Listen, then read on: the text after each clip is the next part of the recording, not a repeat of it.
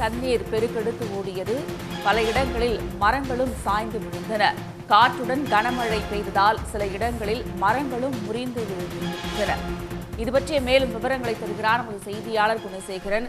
குணசேகரன், தற்போதும் மழை பெய்து கொண்டிருக்கிறதா? நீங்க எந்த பகுதியில் இருக்கீங்க? அங்க இருக்கக்கூடிய நிலவரம்?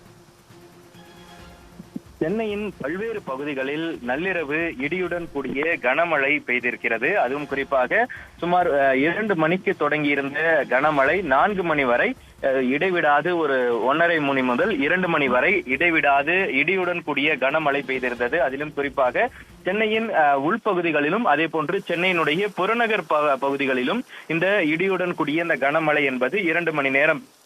சென்னையின் பல்வேறு பகுதிகள், அதாவது சென்னை கோடம்பாக்கம், நுங்கம்பாக்கம், மயிலாப்பூர், அடையாறு, கிண்டி, சைதாப்பேட்டை உள்ளிட்ட பல்வேறு பகுதிகளில் கனமழை பெய்திருக்கிறது. அதிலும் அதிகமாக சைதாப்பேட்டை பகுதிகளிலும் அதே போன்று மணலி பகுதியிலும் அதிக மழைப்பொழிவு பதிவாகி இருப்பதாகவும் வானிலை ஆர்வலர்கள் தெரிவிக்கிறார்கள். அதே போல அசோக் நகர், வடபழனி, விருகம்பாக்கம், கோடம்பாக்கம் உள்ளிட்ட பகுதிகளிலும் சுமார் 2 மணி நேரம் பெய்த கனமழையின் காரணமாக சிறிது நேரம் மின்சார துண்டிப்பும் செய்யப்பட்டிருந்தது.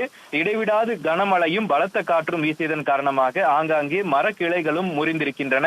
அதே போல தாழ்வான பகுதிகளிலும் ஆங்காங்கே மழைநீர் தேங்கி இருக்கிறது. அதை தொடர்ந்து 5 மணி முதல் தற்பொழுது வரை, அதாவது சுமார் 1 மணி நேரமாக லேசான சாரல் மழை மட்டுமே தற்பொழுது பெய்து வருகிறது.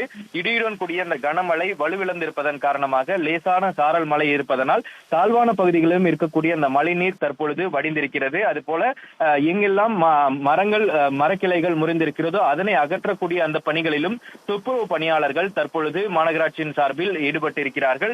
சென்னை உட்பகுதி மட்டுமல்லாமல் புறநகர் பகுதியான ஆலந்தூர், மீனம்பாக்கம் உள்ளிட்ட பகுதிகளிலும் கனமழை பெய்திருக்கிறது. அதே போன்று சென்னையினுடைய புறநகர் மாவட்டங்களாக இருக்கக்கூடிய திருவள்ளூர், காஞ்சிபுரம் பகுதிகளிலும் ஆங்காங்கே கனமழை பெய்திருக்கிறது.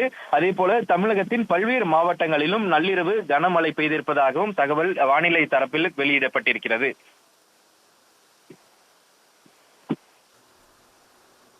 விவரங்களுக்கு நன்றி குணசேகரன்.